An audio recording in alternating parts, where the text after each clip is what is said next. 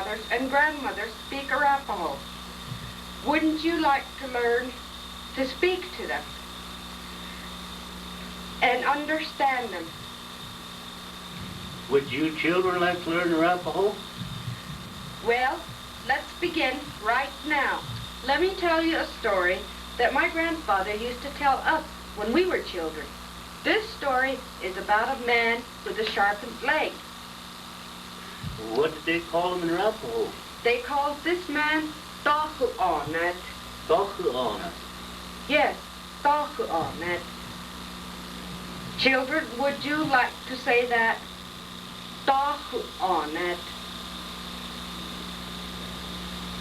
Hinóno'eitíit. Okay, this Hinóno'eitíit would get really hungry, and he'd sharpen his leg. Then he'd go out and find a herd of buffalo. He'd pick out the fattest one. Then he'd jump up and get the buffalo right in the shoulder with his sharpened leg. That's what Hinóno'eitíit used to do. One day, Hinóno'eitíit was sitting on a tree, sharpening his leg, and a white man came along. What did they call him in Arapaho? They called him Hinóno'eitíit. Hinóno'eitíit? Yes, Hinóno'eitíit. Wouldn't you like to say it, children? Hinóno'eitíit. Hinóno'eitíit. This Hinóno'eitíit was watching Hinóno'eitíit sharpening his leg, and before too long, there came a herd of buffalo, and Hinóno'eitíit jumped up and got one right in the shoulder. And not long after that, Hinóno'eitíit was frying up a big juicy buffalo steak because he was very hungry.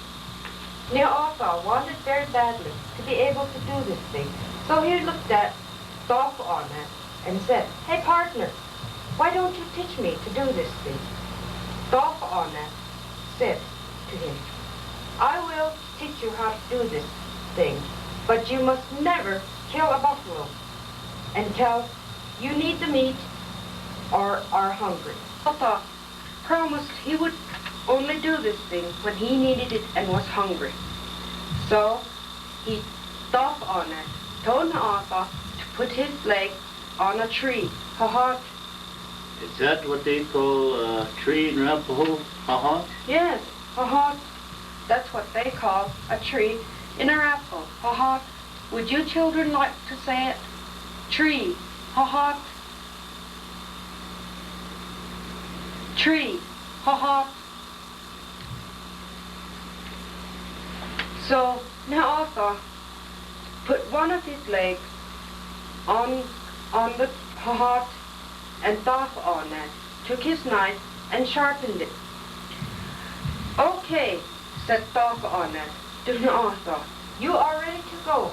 But remember, you are not to do this thing, to kill any buffalo, not unless you need the meat and are hungry." So Hinóno'eitít walked away, and soon he came to a herd of buffalo. In Arapaho, we call a herd of buffalo Hinóno'eitíit. A herd of buffalo, Hinóno'eitíit. Yes, in Arapaho, it's called a Hinóno'eitíit. Would you children like to learn how to say a herd of buffalo in Arapaho? Hinóno'eitíit. Hinóno'eitíit.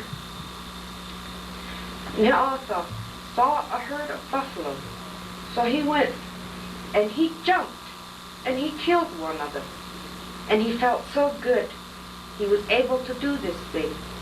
And he saw another one, and he jumped again and killed that one, and he didn't even touch it.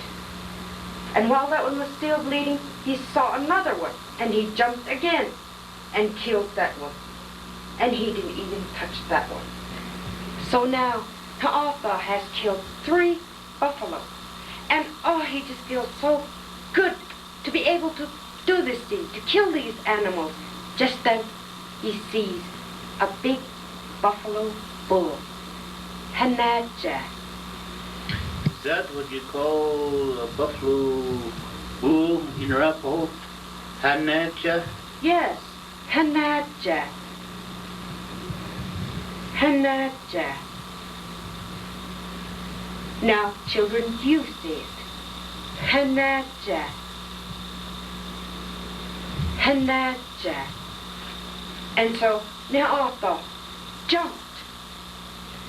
And then Hinóno'eitíit jumped to kill this Hinóno'eitíit.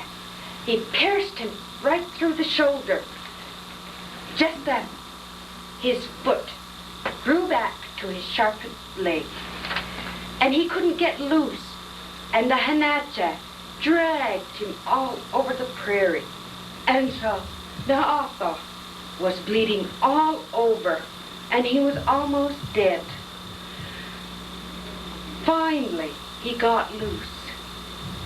And children, there is a lesson in this story. Hinóno'eitíit killed the buffalo just for fun, and for that, he was punished. What?